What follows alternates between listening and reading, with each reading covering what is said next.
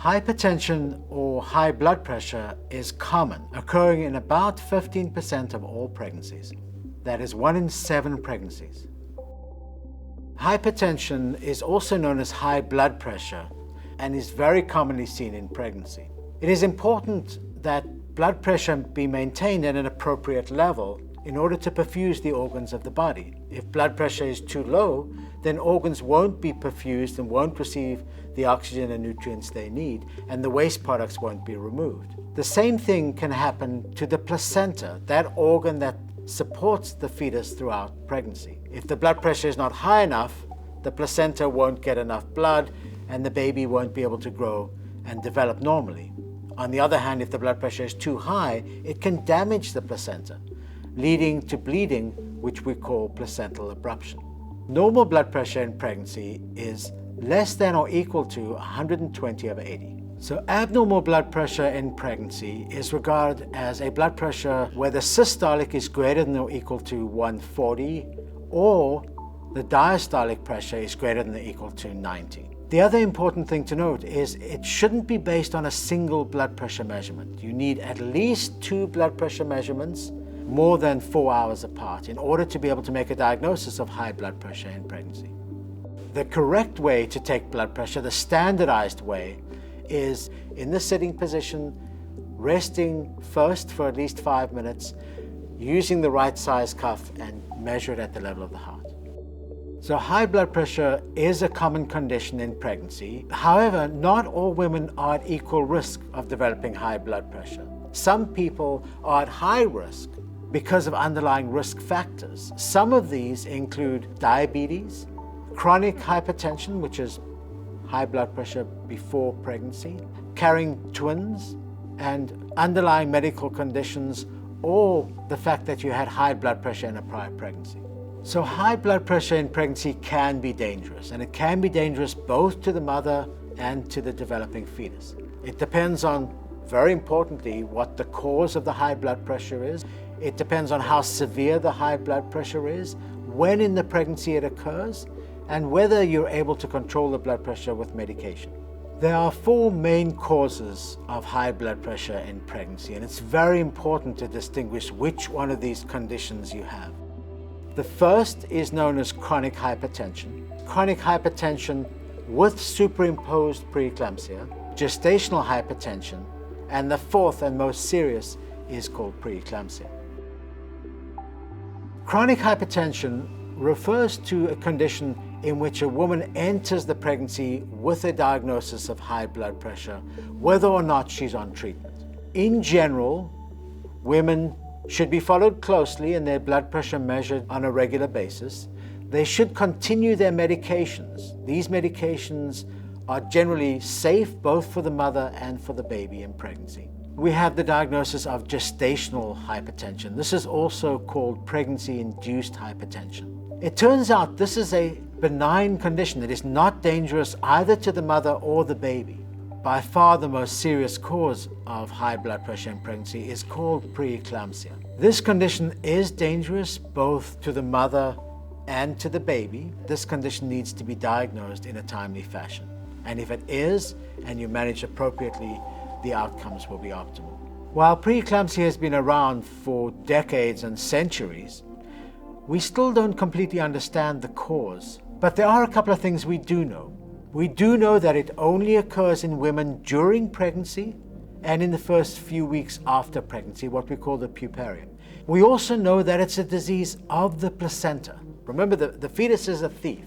It is stealing oxygen and nutrients from the mother constantly throughout the day, throughout the weeks. If the placenta doesn't grow in right at the beginning of pregnancy in the first few weeks, if it doesn't establish a healthy blood supply, the placenta will begin to malfunction and produce a substance that then leaks into the mother's blood and circulates throughout her body and damages the blood vessels in various organ systems. For this reason, preeclampsia never gets better during pregnancy. It always gets worse. The good news is that after the pregnancy is delivered, and especially the placenta is delivered, preeclampsia always gets better. Every organ system that has been damaged will improve and get healthy again, with the one exception of stroke. So how do you make a diagnosis of preeclampsia? It's based on a series of clinical criteria. So the first is you have to have elevated blood pressure, new onset hypertension. It needs to be after 20 weeks. We don't make a diagnosis of preeclampsia before 20 weeks.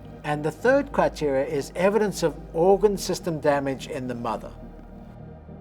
The two types of preeclampsia are preeclampsia with severe features, we call that severe preeclampsia, or preeclampsia without evidence of severe features. You can be severe by symptoms, severe unremitting headache despite Tylenol, pain in your abdomen that's severe, usually up in the right side of the abdomen close to the liver, problems with vision, flashes of light that don't go away, blurry vision. You can be severe by signs, meaning that you feel fine, but your provider picks up something abnormal. Very high blood pressure, fluid on the lung, or a seizure. The second type of preeclampsia is called non-severe preeclampsia. All that means is you're somebody who's been diagnosed with preeclampsia but don't have any features of severe disease. It's really important that that distinction between severe disease and non-severe disease be made as early as possible, because it's going to affect how you're going to be managed for the rest of the pregnancy from that moment on. Once a diagnosis of preeclampsia has been made, the only cure is delivery. That is why when people have preeclampsia close to their due date, after 37 weeks, which is 3 weeks before your due date, it is typically recommended that you get delivered. However, earlier in pregnancy, it may be appropriate to continue the pregnancy and try and get the baby a little further along, a little bit stronger, especially help the lungs develop. So while I can't give you specific recommendations for any individual pregnancy, I can share with you some general recommendations. They need to be able to come in to see their provider at least twice a week, get testing on the baby twice a week, get blood tests twice a week. They need to have somebody with them at home in case they suddenly develop severe features and have to be rushed to the hospital. And they need to be compliant with what we generally call modified bed rest. 8 hours during the day off your feet and no heavy lifting is a reasonable conservative recommendation. If, however, somebody has severe disease, then they need to stay in hospital for the rest of the pregnancy. Then a decision will need to be made about when delivery should occur. If the blood pressure can't be safely managed, if the blood tests get worse, the recommendation would be proceed with delivery immediately. So during labor, either if somebody presents in spontaneous labor or if their labor is being induced, they should be managed in a tertiary care setting where there are specialists around who can manage any complications should they occur. The fetus should be continuously monitored. Their blood pressure should be very closely monitored. So once you are delivered, either vaginally or by cesarean, you should remain in hospital at least for a few days to be closely monitored. But if you don't have symptoms, if your blood pressure is controlled and your blood tests are normal, you can go home within a matter of a few days. It is safe to breastfeed even if you're on medications to control your blood pressure. These medications are safe, and it is not only safe to breastfeed, it is strongly recommended that you breastfeed. For people who are at high risk, we do have some recommendations. One is that you follow your symptoms closely. 2 is you see your provider on a regular basis. And 3, check your blood pressure regularly. One medication that is recommended for high-risk women, and that is aspirin. Taking a baby aspirin every day, starting early on in pregnancy and continue all the way to 36 weeks, can prevent preeclampsia in some women at high risk. In summary, high blood pressure or hypertension in pregnancy is very common. It can be serious, both for the mother and for the baby, but if it's appropriately diagnosed and appropriately managed, the outcome for the pregnancy will be good. Thank you for joining us today. I'm Dr. Errol Norwitz, and at Mass General Brigham, we are here for you.